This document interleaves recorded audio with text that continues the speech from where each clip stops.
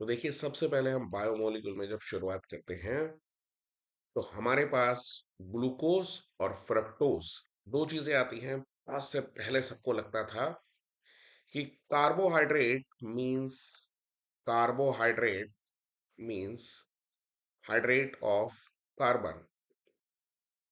यहां से इसका नाम पड़ा बिकॉज अगर आप इसको देखेंगे तो ये क्या है, C6H12O6 और ये भी C6H12O6 है। तो बहुत से लोग इसको ऐसे लिख सकते थे, H2O का होल सिक्स मीन्स ये कार्बन का हाइड्रेट है। But the problem is that कि उसके बाद लोगों को लगा कि एसिटिक एसिड भी यही लिखा जा सकता है, लाइक दिस।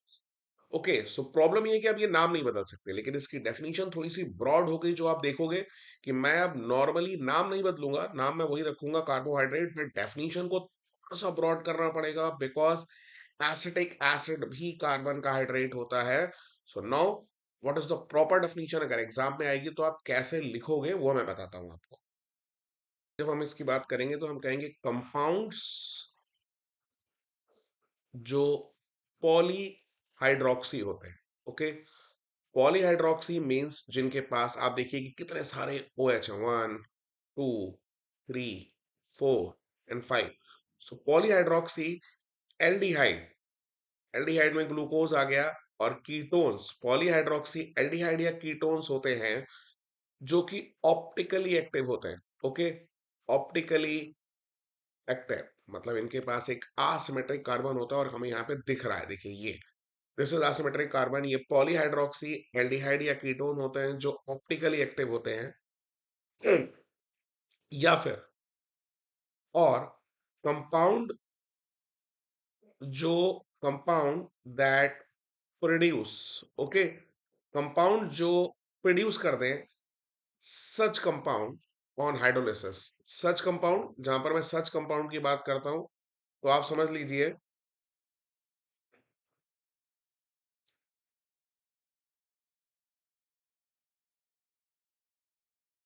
तो जब मैं सच कंपाउंड से बात करता हूं तो आप समझ लीजिए कि एल्डी मतलब ग्लूकोज और फ्रक्टोज को प्रोड्यूस कर दें। तो या तो वो कंपाउंड जो पॉलीहाइड्रोक्सी एल्डिहाइड कीटोन हो, ऑप्टिकली एक्टिव हो। ओके, या वो कंपाउंड जो ऐसे कंपाउंड प्रोड्यूस कर दें like glucose and fructose on hydrolysis यानी पानी में डिसॉल्व होने पर। और ऐसे कंपाउंड शुगर, शुगर वाटर में डिसॉल्व होने पर ग्लूकोज और फ्रक्टोज बनाता है। तो ये भी कार्बोहाइड्रेट है और ये भी। चलिए आगे चलते हैं।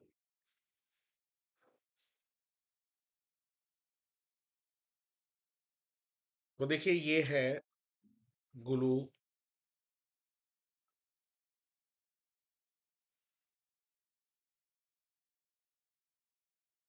तो देखिए ये हमारा ग्लूकोज मॉलिक्यूल है। अब आप इसको समझिए, इसके पास एक एल्डिहाइड है।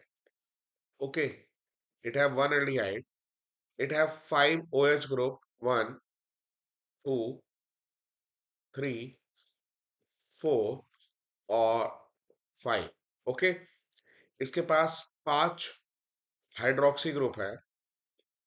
ओके, अब आप देखिए इसमें से जो चार हैं, जो मैंने ऑरेंज कलर से दिखाए हैं, वो 4 5 में से सेकेंडरी अल्कोहल है। ओके, और ये जो लास्ट वाला है ये, दिस वन इज, ये एक प्राइमरी अल्कोहल है। ओके, सो यहां पर हमने पांचों को बांटा है, टोटलिटी में 5 है, लेकिन अगर उसको बाइफरकेट करेंगे तो आपको ऐसा दिखेगा। इसके पास टोटल 6 कार्बन एटम है। ओके, सो अब हम ग्लूकोज का स्ट्रक्चर बताएंगे आपको। इन सब ग्रुप को प्रूव करते हुए आप ओपन चेन स्ट्रक्चर में पहुंच जाएंगे, और देखिए 5 6 रिएक्शन से आपको सब समझ में आ जाता है। तो चलिए शुरू करते हैं। तो देखिए ग्लूकोज है, सबसे पहले हमें प्रूव करना है कि इसके पास 6 कार्बन है या नहीं है। ओके, तो 6 कार्बन प्रूव करने के लिए हम इसको हाइड्रोजन आयोडाइड और रेड फास्फोरस के साथ मिक्स करके हीट करते हैं, एंड ये बनाएगा नॉर्मल हेक्सेन। ओके, ये एक बाई प्रोडक्ट भी बनाता है, उससे मुझे मतलब नहीं है, फिलहाल ये नॉर्मल हेक्सेन बना रहा है, और हेक्सेन में 6 कार्बन होते हैं। With the help of this we can prove that glucose have 6 carbon. Okay, तो देखिए एल्डिहाइड ग्रुप प्रूव करने के लिए हम सबसे पहले तीन चार रिएक्शन को हम आपको समझाते हैं। आप ब्रोमीन वाटर लेके आइए। ये एक बहुत वीक ऑक्सीडाइजिंग एजेंट होता है, बहुत वीक होता है ये ऑक्सीडाइजिंग एजेंट। और अगर इतना वीक ऑक्सीडाइजिंग एजेंट किसी को भी ऑक्सीडाइज करेगा तो वो एल्डिहाइड होगा। और देखिए अब सबसे पहले ये कन्वर्ट हो जाएगा, और ये सिर्फ एल्डिहाइड को अट्रैक्ट करेगा, आपके प्राइमरी अल्कोहल को छू भी नहीं रहा है। ओके, और ये जो बनेगा, दिस इज ग्लूकोनिक एसिड। यहां से आप प्रूव कर सकते हैं। एक दूसरा तरीका आप यूज कर सकते हैं एससीएन। देखिए एससीएन में ये निगेटिव, ये पॉजिटिव। जब ये आयोनाइज होगा तो यहाँ निगेटिव और यहाँ पॉजिटिव। और अब देखिए एच सी, यहाँ पर मैं ओ एच बनाता हूँ, ओ पे एच लेके आता हूँ, ये सी एन। बाकी एज इट इज लिख दीजिए आप कंपाउंड को, कोई जरूरत नहीं है। और ये जो बनेगा, दिस इज साइनोहाइड्रेन। ओके, साइनोहाइड्रेन, ये ग्रुप पूरा साइनोहाइड्रेन होता है जब ओ एच और सी एन लगा होता है। क्योंकि आप ग्लूकोज से बना रहे हो तो मैंने इसको नाम दिया ग्लूकोज साइनोहाइड्रेन, और ये प्रूव कर देगा कि सामने वाले में एक एल्डिहाइड है।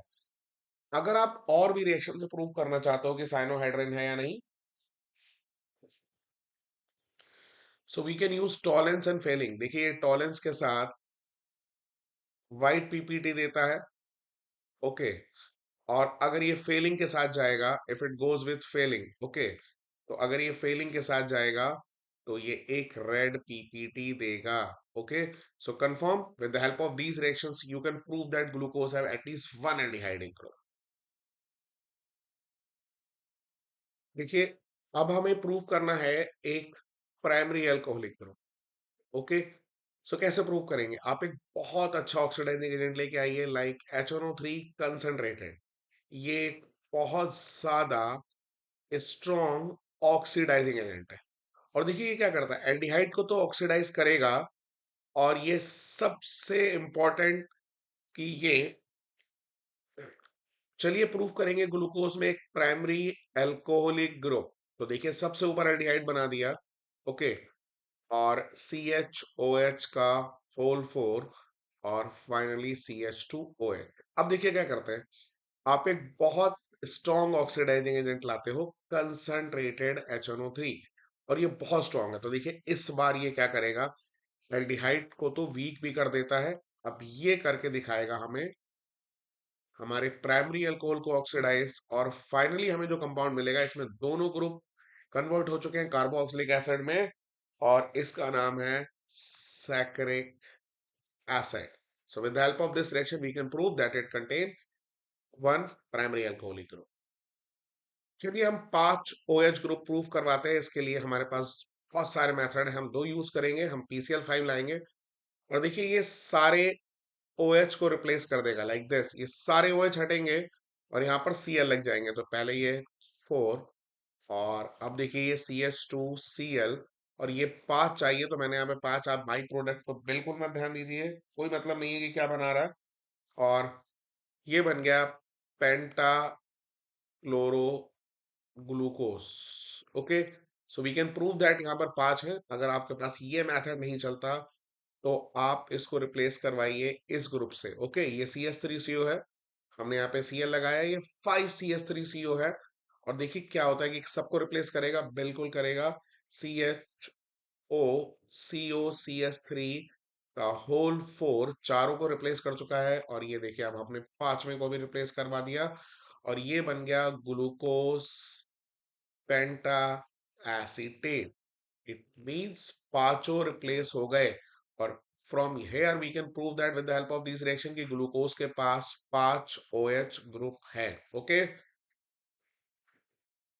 तो देखिए अब ये स्ट्रक्चर आया हमारे पास। CHO एक एल्डिहाइड हमने प्रूव किया, इसके पास 5 OH ग्रुप है, ये प्रूव हो गया। अब देखिए ये चारों सेकेंडरी अल्कोहल हमने एक साथ लिखे, प्राइमरी अल्कोहल एक साथ 6 carbon. So this is open chain structure. अब प्रॉब्लम क्या थी ओपन चेन के साथ, हम वन बाई वन एक एक प्रॉब्लम डिस्कस करेंगे जो ओपन चेन स्ट्रक्चर नहीं बता पाया।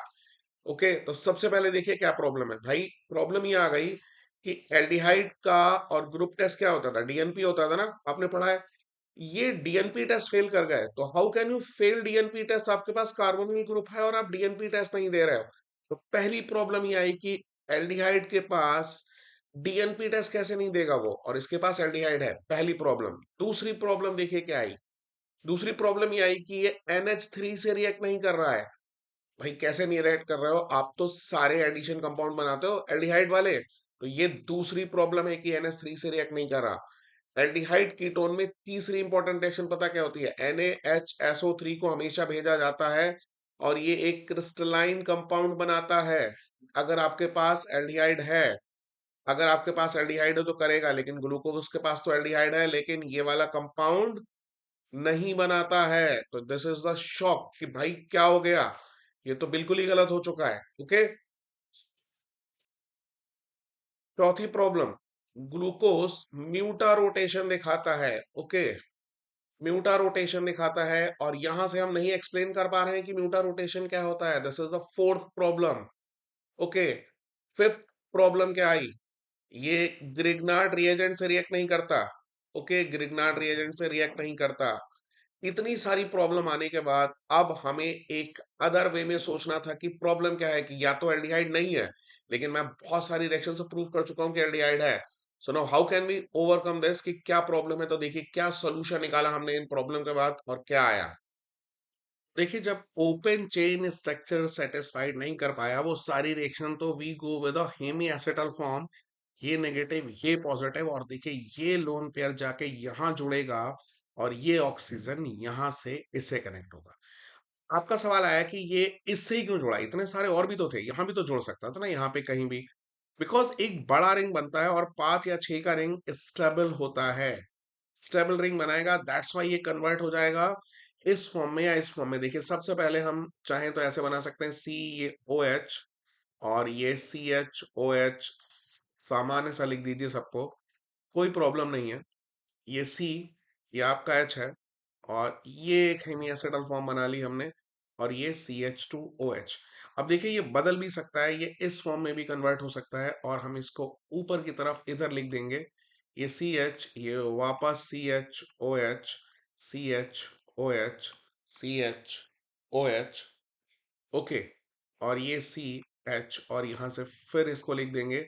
अब देखिए ये बन गया CH2OH, तो इसको हम लिख देंगे, ये हमारी जो फॉर्म है, ये एक अल्फा फॉर्म, ये इस वाली फॉर्म को हम अल्फा डी ग्लूकोज लिखते हैं। ओके, और देखिए ये अल्फा डी के बाद हम इसको लिखते हैं पॉजिटिव। ओके, और ये वाला जो है ना, ये बीटा डी ग्लूकोज है। ओके, ये बीटा डी ग्लूकोज है। ये सब लोग एक दूसरे में बदलते रहते हैं, और थ्रू ओपन चेन स्ट्रक्चर ये जितनी रिएक्शन एक्सप्लेन नहीं हो रही थी, ये इस रिंग को ब्रेक नहीं कर पाती हैं जो ये रिंग बना हुआ है। इसीलिए जितने स्ट्रांग थे उन्होंने तो ब्रेक कर लिया और एल्डिहाइड को शो कर दिया, पर जितने वीक थे वो नहीं कर पाए, और इसलिए ये इन दोनों फॉर्म में रोटेट होता है। और ये जो रोटेट होना आप देख रहे हैं, ये जो आप रोटेट होना देख रहे हो, दिस इज कॉल्ड म्यूटा। और अगर आप अल्फा और बीटा दोनों फॉर्म को देखते हो, देखिए आप इसको और इसको अगर आप देखोगे तो आपको सिर्फ इसके अराउंड फर्क मिल रहा है, बाकी सब सही है। तो जो लोग सिर्फ उस कार्बन के अराउंड फर्क दिखाते हैं, बाकी सब सही होता है, वो क्या कहलाते हैं, एनोमर्स। यानी ये अल्फा और ये बीटा एक दूसरे के एनोमर्स हैं, बिकॉज सब कुछ सेम है, सिर्फ एक कार्बन के अराउंड डिफरेंस है, तो दीज आर कॉल्ड एनोमर्स। देखिए जब मैंने पायरन बनाया तो आप कहेंगे सर ये पायरन से क्या मतलब ग्लूकोज का, तो देखिए मैं ग्लूकोज के स्ट्रक्चर को जो अभी मैंने आपको दिखाया है उसको कन्वर्ट करा इस फॉर्म में। अब देखिए यहाँ पर क्या होगा, ये आपका वो ऑक्सीजन है जो कनेक्टिंग है। ये मैं सारे कार्बन आपको दिखाऊंगा वन बाय वन, सारे कार्बन आएंगे।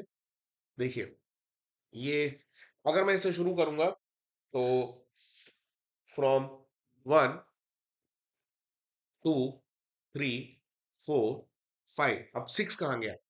देखिए ये 6 ये रहा CH2OH जो आपका अलग था, ये फिफ्थ, और पहले कार्बन के बीच में आपने ये लिंकेज दिखाया है। और बाकी मैं यहाँ पे सारी वैलेंसी पूरी करूंगा जो एज इट इज होती है। ओके, तो देखिए ये पहला H और OH, यहां पर जाके मैं ये देखिए ये HOH ये यहाँ पे पलट जाता है, ध्यान रखिएगा, और ये H और OH। अब मैं जब दूसरा इसका बनाऊंगा, पायरानोस फॉर्म, देखिए ग्लूकोज को मैं कैसे कन्वर्ट करता हूं, देखिए इस टाइप से मैं, ये सबसे पहले मैंने आपको एक लिंकेज दिखाया, ये ऑक्सीजन है। अब देखिए मैं आपको कैसे समझाऊंगा कि सारे लोग कहाँ हैं। ओके, तो शुरुआत यहां से करते हैं। पहला कार्बन है, ये दूसरा है, ये तीसरा है, ये चौथा है, ये फिफ्थ है। और देखिए पहले और पांचवें के बीच में मैंने ऑक्सीजन जोड़ा था, तो आज भी वही ऑक्सीजन है। और ये लास्ट कार्बन है जो CH2OH है। अब यहां मैं सारी वैलेंसी पूरी करूंगा, देखिए कैसे। तो अब अगर आप इसको देखेंगे तो ये HOH, HOH, यहां जाके मैंने इसको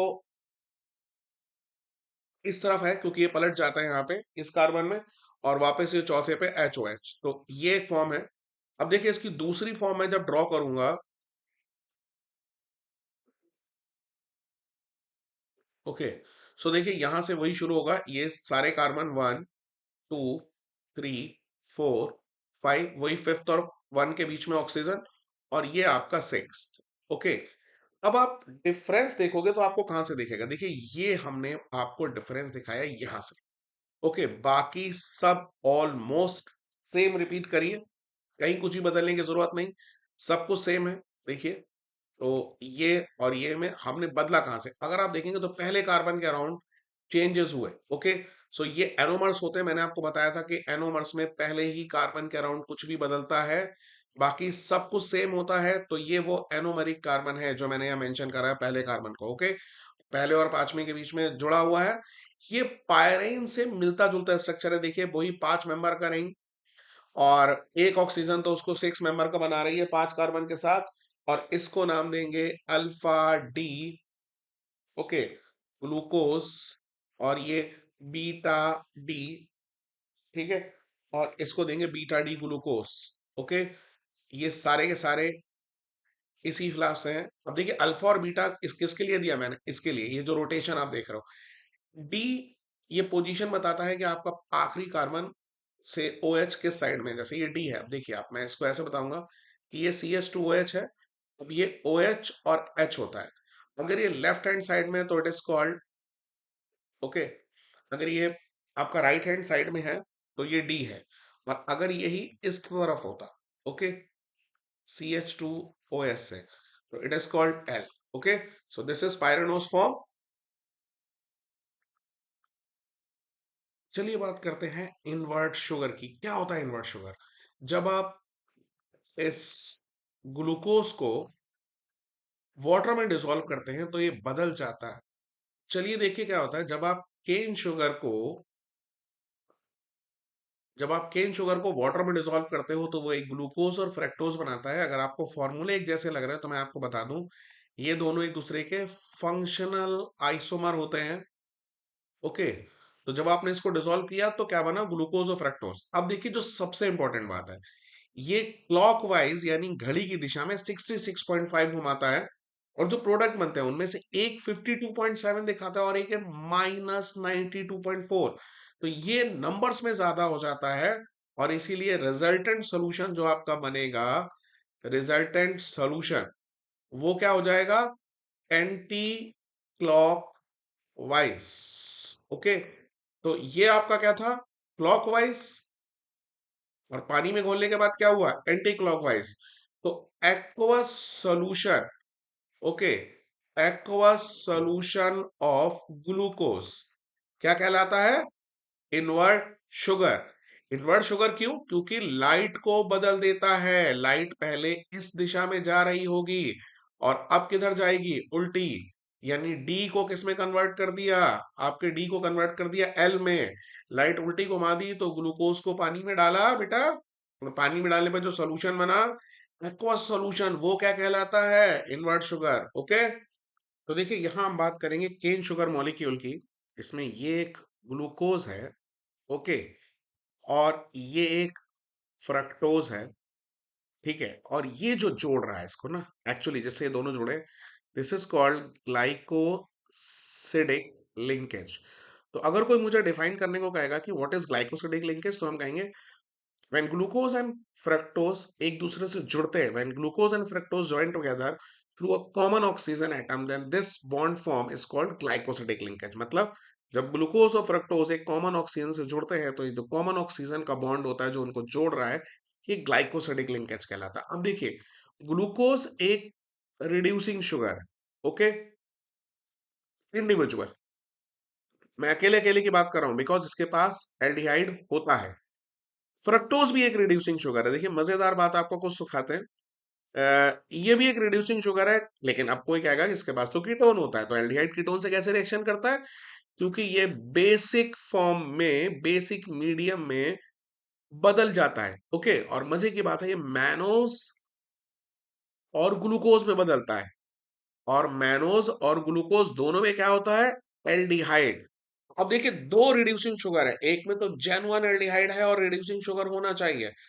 इसमें एल्डिहाइड नहीं है, लेकिन ये बेसिक मीडियम में बदल जाता है मैनोज और ग्लूकोज में, और रिड्यूसिंग शुगर बन जाता है, ओके।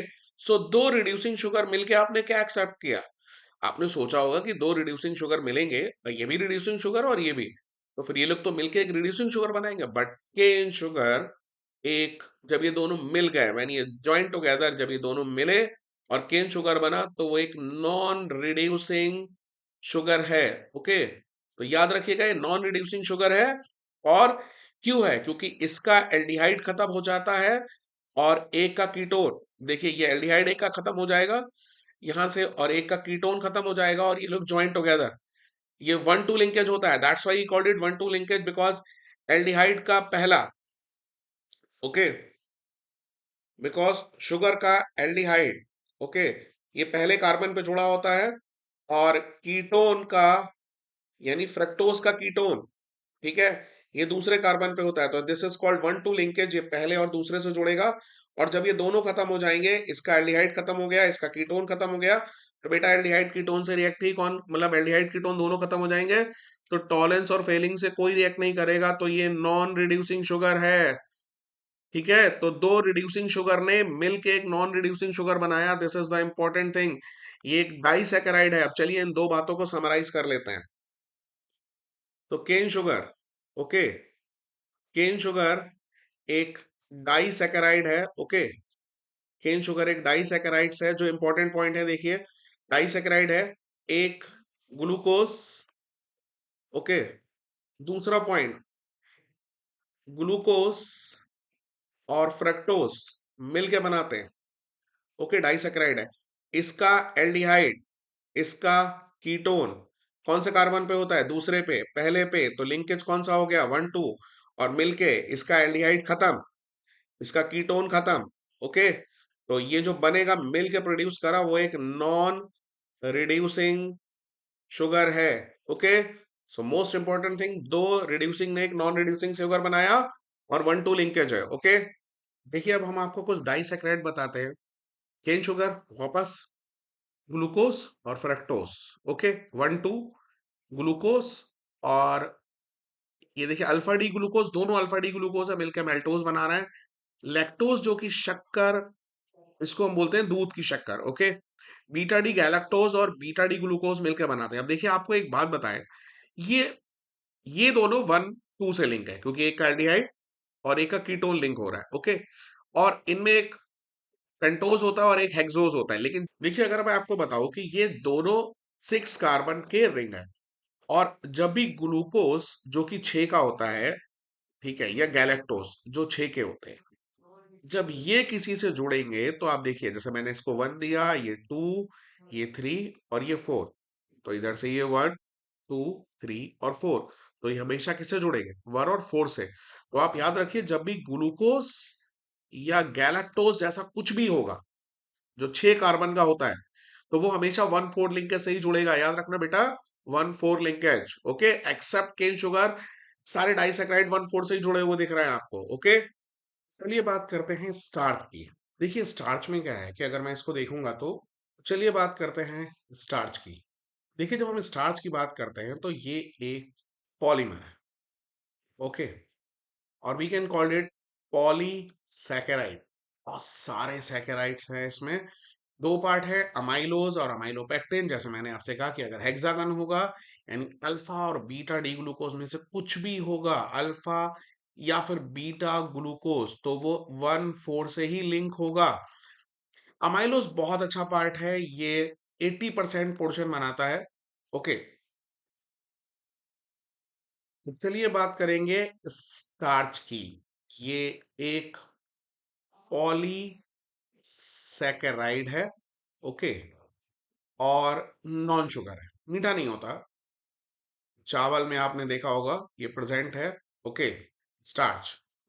तो दो पार्ट हुए, पहला पार्ट अमाइलोस 20% पोर्शन बनाता है, वाटर सोलेबल है। ठीक है बेटा। और the third most important thing, iodine के साथ वॉयलेट कलर देने वाला यही है। ये 80% पोर्शन बनाता है। देखिए, इसकी अगर पहली बात करेंगे तो 80% पोर्शन बनाता है, वाटर इनसॉलेबल है। ओके, और थर्ड पॉइंट अगर मैं बताऊं तो आयोडीन के साथ कोई कलर नहीं देता।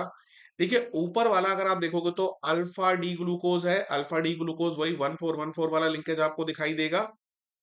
ओके, लेकिन जब ये किसी से जुड़ेगा तो कोई टर्मिनल कार्बन का वन, ये देखिए यहां पर 1 2 3 4, ये रहा 5 और ये रहा 6, यानी यहां से ये 1 6 लिंकेज है जिससे ये जुड़ता है। तो 1 4 1 4 1 4 के बाद हमने क्या मिला, 1 6, जिससे क्रॉस लिंक हो जाता है। अमाइलोपेक्टिन एक क्रॉस लिंक पॉलीमर है, ज्यादा कॉम्प्लेक्स स्ट्रक्चर है, ज्यादा मुश्किल है। अमाइलोज बहुत सीधा है, 1 4 1 4। ये भी एक तरह से समझिए दो 1 4 1 4 आपस में जुड़ गए 1 6 लिंकेज से। ओके, देखिए जो नेक्स्ट इज सेलुलोज, इसमें बीटा डी ग्लूकोज होता है। और देखिए मैंने आपका कि जो भी हेक्सागन होगा वो 1 4 1 4 से लिंक होगा, तो यहाँ भी लिंकेज वही है 1 4 1 4। और ये हाइड्रोलाइज नहीं होता, कि आप इसको ब्रेक नहीं कर पाते हैं। ह्यूमन के अंदर तो नहीं ब्रेक कर सकते कम से कम, बिकॉज ह्यूमंस के अंदर एक वायरस नहीं, मतलब एक एंजाइम नहीं होता, we can call it cellulase. Okay, cellulase enzyme नहीं होता हमारे अंदर, तो हम इसको ब्रेक नहीं कर पाते हैं, वरना तो डाइजेस्ट भी नहीं हम इसको कर लेंगे। और सेलुलेस नहीं है तो ये नॉन डाइजेस्टेबल है। ओके, नॉन डाइजेस्टेबल है, हम नहीं डाइजेस्ट कर पाते इसको। और this is cellulose, beta D glucose का पॉलीमर है, 1 4 1 4 से लिंक है। हाइड्रोलाइज ह्यूमंस के अंदर नहीं होता क्योंकि हमारे पास सेलुलेस एंजाइम नहीं है। ओके, तो चलिए बात करते हैं अमीनो एसिड की। अब देखिए इनको हम क्या बोलते हैं, जैसे अमीनो एसिड तो चलिए हम हमारे सिलेबस में क्या है, अल्फा अमीनो एसिड। तो अल्फा क्या बता रहा है, ये इस पोजीशन को बता रहा है कि फंक्शनल ग्रुप के बाद अल्फा है या फिर फर्स्ट। ओके, जिस पर क्या जुड़ा हुआ है, अमीनो ग्रुप। ओके, अब आप देखिए ये जो कार्बन है ये एसिमेट्रिक कार्बन है, यानी अमीन्स ऑप्टिकली एक्टिव होते हैं। ओके, अमीन्स ऑप्टिकली एक्टिव होते हैं, मतलब या तो डी होंगे या एल होंगे, वॉट। ये ग्रुप हम बदलते चले जाएंगे और इसके हिसाब से बदल जाएगा। अब देखिए, अब मैं सबसे पहले आपको एक चीज दिखाऊंगा, तो आप जरा देखिएगा इसको। शुरुआत करते हैं सबसे पहले एच, और ये जो बनता है this is glycine. Okay, and the next is, जो हम शुरू करते हैं, अब देखिए ये बदलता जाएगा। और ये जो दूसरा अमीनो एसिड है ये मैंने बनाया एलेनिन। ओके, अब देखिए ग्लाइसिन में इंपॉर्टेंट बात क्या है जो बाकी किसी में नहीं है। अब देखिए मैं यहाँ आपको इसके बारे में बहुत इंपॉर्टेंट बात बताता हूँ। Only amino acid, only amino acid, अकेला अमीनो एसिड है, only amino acid which is optically inactive. Okay, optically inactive. Okay, क्यों ऑप्टिकली इनएक्टिव है, मतलब ना डी दिखाएगा ना एल दिखाएगा, बिकॉज ये दो वैलेंसी पूरी हो गई है सेम एटम से। ठीक है, और डिसिमेट्री खत्म हो गई, ये कायरल कार्बन नहीं मिला, और इसलिए glycine is the only amino acid जो ऑप्टिकली एक्टिव नहीं होता है। देखिए अमीनो एसिड में एक एसिडिक ग्रुप है जो आपको दिखाई दे रहा है, और एक बेसिक ग्रुप है। ओके, तो अमीनो एसिड कभी भी इस फॉर्म में नहीं दिखेगा, ये आपको एक इस फॉर्म में दिखाई देता है। ओके, ये हाइड्रोजन है, ये C O O नेगेटिव, और ये हाइड्रोजन इसको मिला और ये बन गया NH3 पॉजिटिव। अब देखिए ये दोनों इंटरनल सॉल्ट बना लिया इन लोगों ने, internal salt. Okay, and we called it, internal salt को हम क्या कहते हैं, zwitterion. Okay, we called it zwitterion because इसमें दोनों ही है, और अमीनो एसिड हमेशा इस ज्वेटर आयन की फॉर्म में एग्जिस्ट करता है। चलिए समझते हैं आइसो इलेक्ट्रिक पॉइंट क्या है। जैसे मैंने बताया कि ज्विटर आयन की फॉर्म में रहता है इंटरनल, क्योंकि एसिड और बेस एक साथ रहेंगे तो हाइड्रोजन इधर से इधर माइग्रेट हो जाता है। अब क्या होगा अगर हम मीडियम एसिडिक लाते हैं, तो देखिए ये RCH और ये हो जाएगा COOH, और ये NH3 पे पॉजिटिव, यानी ये कैटायन है। और कैटायन हमेशा किधर जाता है बेटा? कैथोड पर। ओके। अब अगर हम मीडियम बेसिक करते हैं तो क्या होगा, देखिए अगर हम बेसिक मीडियम लाते हैं तो ये यहां से हाइड्रोजन निकाल के क्या बन जाएगा, H2O। ये RCH, C नेगेटिव, और ये नीचे क्या है, NH2। अब ये एनायन है, और एनायन किधर जाएगा, एनोड पर। ठीक है। अगर आप वापस मीडियम बेसिक करते हैं तो ये वापस फिर न्यूट्रल हो जाएगा। इधर आप देखिए, अगर आप वापस मीडियम एसिडिक करते हैं तो ये वापस फिर आ जाएगा। इधर आप मीडियम वापस बेसिक करते हैं तो ये वापस आ जाएगा। इट मींस पीएच बदलने से इसका माइग्रेशन बदल जाता है। ओके। इसका माइग्रेशन बदल जाता है, तो वो पीएच, ओके, द पीएच जहां पर नेट माइग्रेशन क्या हो जाएगा, नेट माइग्रेशन क्या हो जाएगा, जीरो। तो जहां पर नेट माइग्रेशन जीरो होता है वो क्या कहलाता है, आइसो इलेक्ट्रिक पॉइंट, यानी वो पीएच जहां पर आपका अमीनो एसिड किसी भी इलेक्ट्रोड की तरफ नहीं जाएगा, ना इधर जाएगा और ना इधर जाएगा। उसका माइग्रेशन क्या हो जाएगा, zero. That pH is called iso electric point. तो चलिए पॉलीपेप्टाइड को समझते हैं। इसके लिए सबसे पहले हम आपको समझा देंगे कैसे हमें जोड़ना पड़ेगा। ये हमारा कार्बोक्सिलिक एसिड का COOH ग्रुप है। ये अमाइन हो गया अल्फा पोजीशन पे, और बाकी हमने वैलेंसी अगर दोनों हाइड्रोजन से पूरी कर देते हैं तो ये ग्लाइसिन बन जाएगा। ओके। जो दूसरा है देखिए उसको इस टाइप से लिखिए, और ये इसको चाहे तो बदल दें या ना बदलें, वॉट एवर, मैंने बदल दिया है क्योंकि मुझे कुछ अलग अमीनो एसिड चाहिए था। तो देखिए ग्लाइसिन है, ये एलेनिन है।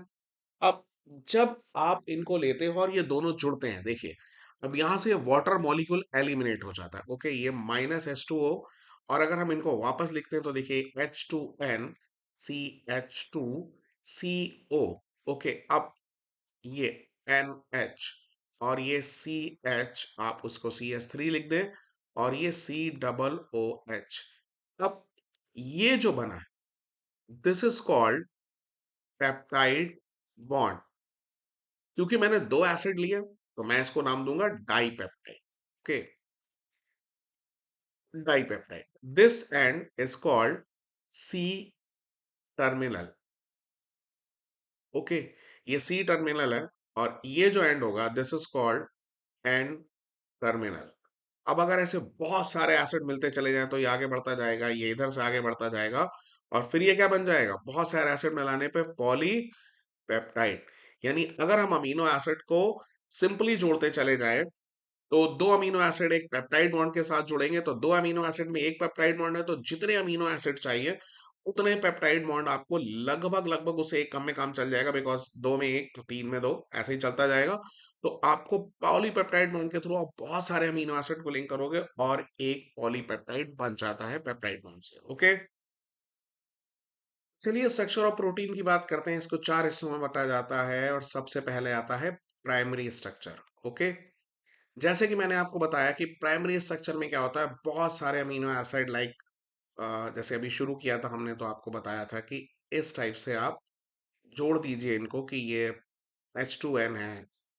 स्ट्रक्चर ऑफ प्रोटीन, प्रोटीन के स्ट्रक्चर को हम चार स्टेप में पढ़ते हैं, और सबसे पहला स्टेप होता है primary structure of protein. Okay. तो प्राइमरी स्ट्रक्चर में क्या होने वाला है, इसमें अमीनो एसिड जुड़ते चले जाएंगे, अमीनो एसिड लिंक हो जाएंगे, लिंक टुगेदर। ओके, एक दूसरे से जुड़ते चले जाएंगे। अभी हमने आपको बताया था थोड़ी देर पहले कि कैसे जुड़ते हैं। तो जैसे मान लीजिए ये COOH है, एक एंड को इधर रखिए, H2N, और ये आपका CH2 था। फिर आप इसको इस टाइप से फिर से आप लाएंगे HNH CH। अब ये टू है वॉट एवर, ये जो भी है, अब अगर मैं चाहूँ तो CH3 लगा दूं जैसे पहले मैंने लगाया था, COOH, और फिर आप इसको इसी तरह से HNH, अब ये CH फिर मैं वापस ले आऊं कुछ भी। तो अब होता क्या, देखिए यहाँ से ये जुड़ते चले जाएंगे, यहाँ से वाटर मॉलिक्यूल एलिमिनेट होगा, ये इस टाइप से। यहाँ से एक वाटर मॉलिक्यूल एलिमिनेट होगा और ये एक तरह से बहुत सारे वाटर मॉलिक्यूल एलिमिनेट होंगे और देखिए इस टाइप से हम एक प्राइमरी स्ट्रक्चर ऑफ प्रोटीन बनाना शुरू कर देते हैं। CONH CH CS3, ये पहला पॉलीपेप्टाइड, ये CONH CH2C OOH, ओके, ये दूसरा पॉलीपेप्टाइड और ऐसे बहुत सारे पॉलीपेप्टाइड बनेंगे और हम एक लंबी सी चेन बनाएंगे। इसको मैंने ओपन कर दिया कि ये पॉलीमर है, ये एक लंबी सी चेन बन जाएगी। और बेटा ये जो लंबी सी चेन बनेगी ना, the straight long chain, okay, जो ये लंबी सी चेन बनेगी, this is called primary structure, okay. ये प्राइमरी स्ट्रक्चर है। अच्छी बात क्या है कि नॉन डैमेजेबल, ये डैमेज नहीं हो सकता, ये बिल्कुल नहीं डैमेज हो सकता। प्रेशर, टेम्परेचर आप कुछ भी बदलिए, केमिकल कंपोजिशन वॉट एवर, आप कुछ भी बदलिए, बदल ही नहीं सकता, बिल्कुल इंटैक्ट स्ट्रक्चर है, बिल्कुल नहीं बदलेगा, ओके। सो ये बिल्कुल भी नहीं बदलता। This is the primary structure of protein. चलिए बात करते हैं सेकेंडरी स्ट्रक्चर की। अगर एल्काइल ग्रुप देखिए ये बड़ा होता है तो अल्फा हेलिक्स बनाता है, और अगर छोटा होता है तो बीटा प्लीटेड बनाता है। अल्फा हेलिक्स में देखिए क्या होता है, अल्फा हेलिक्स में ये ऐसे राउंड राउंड राउंड राउंड करके एक स्पाइरल शेप बना लेता है। इसमें जो पहला कार्बन होता है, पहला एटम कह लो आप, कैन वी कैन से पहला अमीनो एसिड, वो इस चौथे वाले से, पहला चौथे से हाइड्रोजन बॉन्डिंग बना के इसे स्टेबल करता है, ओके। इसको मैं 3.613 भी कहता हूं, ओके। इसको मैं 3.613 भी कहता हूं, बिकॉज एवरेज में चार जो मैं बता रहा हूं, चार यानी पहला चौथे से लिंक होता है, पहला चौथे से लिंक होता है, लेकिन एवरेज में चार अमीनो एसिड एक दूसरे से जुड़े होते हैं, ओके। और 13 मेंबर का रिंग बनाते हैं। सो this is alpha helix structure, जहां वो स्पाइरल शेप बना रहा है। पहले अमीनो एसिड का सीओ फोर्थ अमीनो एसिड के एनएच से हाइड्रोजन बॉन्डिंग से जुड़ता है, 3.613 अमीनो एसिड है, ओके। और आर बड़ा होना चाहिए। देखिए जब आर स्मॉल होता है तो क्या होता है, तो देखिए आर स्मॉल होता है तो सबसे पहले ये लोग zigzag zigzag zigzag manner में जुड़ जाते हैं, लाइक दिस, ओके। अब दो तरीके हैं, या तो सारे एन टर्मिनल एक तरफ, सारे सी टर्मिनल एक तरफ, या फिर लाइक दिस आप ऐसे जोड़ सकते हैं इस टाइप से, okay. This is called anti parallel, कि इधर एन है ये सी है तो ये एन है और ये सी है, और ये एन है और ये सी है, ओके। यहां भी सीओ और एन एच के बीच में क्या होती है बेटा, हाइड्रोजन बॉन्डिंग, लाइक दिस, ऐसे। ये एक तरह से हाइड्रोजन बॉन्डिंग से जोड़ के एक पूरी शीट बना लेते हैं। ये एक शीट में कन्वर्ट हो जाते हैं, ये 2D होती है। फिर ये 2D शीट एक के ऊपर एक ऐसे लगती जाती है स्टैक टुगेदर, और ये बुक की शेप में आ जाता है, लाइक 3D स्ट्रक्चर बन गया और ये बुक की शेप में आ जाता है, ठीक है। ये हाइड्रोजन बॉन्डिंग से एक दूसरे को जोड़े रहते हैं, and this is what he called कि ये बीटा प्लीटेड है जब आर आपका स्मॉल होता है। And these two type of secondary structure, ये दो सेकेंडरी स्ट्रक्चर के टाइप है जो बेसिकली आर के साइज पे डिपेंड हो गए, ओके। देखिए टर्शरी स्ट्रक्चर हमें क्या बताता है, टर्शरी स्ट्रक्चर हमें बताता है कि ये फर्दर अपने आप को 3D में कैसे फोल्ड करते हैं, यानी 3D में फोल्ड होने वाले हैं। सेकेंडरी से हम टर्शरी में जाने वाले हैं और 2D से हम 3D में चले जाएंगे। और अब देखिए यहाँ क्या होता है, दो टाइप के होंगे। अल यहाँ पर हमारा या तो ये फाइबरस हो जाएगा, ओके, और या फिर ये क्या हो जाएगा बेटा, ग्लोबुलर, ठीक है। तो देखिए यहां पर जब हम 2D से 3D में जाएंगे तो ये दो शेप एक्वायर करेगा, या तो ये फाइबरस हो जाएगा बेटा, और या फिर ये क्या हो जाएगा, या फिर ये ग्लोबुलर हो जाएगा। अब क्या होता है, फाइबरस एक्चुअली ये इस थ्रेड लाइक का होता है जो एक दूसरे के साथ बहुत स्ट्रांगली अटैच होते हैं। इनके बीच में जो फोर्स होती है वो हाइड्रोजन बॉन्डिंग होती है, ये बहुत स्ट्रांग है। ये वाटर में इनसॉल्युबल है, इनसॉल्युबल है। मेल्टिंग पॉइंट बहुत ज्यादा है इनका, ओके, मेल्टिंग पॉइंट बहुत हाई है, क्योंकि इतनी स्ट्रांग हाइड्रोजन बॉन्डिंग को तोड़ने के लिए हीट बहुत चाहिए। एग्जाम्पल क्या है इनका, देखिए आपकी बॉडी में जो मसल्स में मायोसिन होता है वो इसीलिए होता है बिकॉज अगर ये मायोसिन वाटर में घुल जाए तो फिर मस्कुलर नहीं होगा कोई भी। Okay, and the most important thing is keratin. Keratin आपके हेयर में होता है और नेल्स में होता है। देखिए आप बाल रोज धोते हैं और ये अगर ये वाटर में डिजोल्व हो जाता है तो बाल धोने से हमारे खराब हो जाते हैं। ये कैरेटिन वाटर में डिसॉल्व ही नहीं करता, इस कारण ये जो फाइबरस प्रोटीन है वो वाटर में डिसॉल्व नहीं करता और बाल धोने पे खराब नहीं होते हैं। ओके, देखिए जो ग्लोबुलर प्रोटीन होता है वो क्रॉस लिंक होता है इस टाइप से, और बहुत अच्छा तो नहीं कह सकते। हाइड्रोजन बॉन्डिंग होती है इसमें, लेकिन weaker than water, weaker than water. So ये वाटर में क्या हो जाता है, ये वाटर में अगर मैं बताऊं तो ये वाटर में सॉल्युबल है, यानी सॉल्युबल इन H2O, वाटर में सॉल्युबल है, पानी में घुल जाता है। और the second thing is that कि मेल्टिंग पॉइंट बहुत कम है इसका। ठीक है, वाटर में घुल जाता है तो इंसुलिन, इंसुलिन इसका एग्जाम्पल है। ठीक है, शुगर पेशेंट को इसके बारे में ज्यादा इंपॉर्टेंस होती है तो इंसुलिन वाटर में डिसॉल्व हो जाता है। And second thing is that जो अंडे में प्रोटीन होता है, एल्बुमिन, एल्बुमिन भी ऐसी क्लास में आता है ग्लोबर में जो डिसॉल्व हो जाता है। Okay, so this is tertiary structure. देखिए क्वाटरनरी स्ट्रक्चर में हम बहुत सारे सब यूनिट्स, ओके, हम बहुत सारे सब यूनिट्स होते हैं, जैसे कि बहुत सी प्रोटीन सिंगल होते हैं, और क्या, बहुत से सिंगल होते हैं और बहुत से प्रोटीन में सब यूनिट्स होते हैं।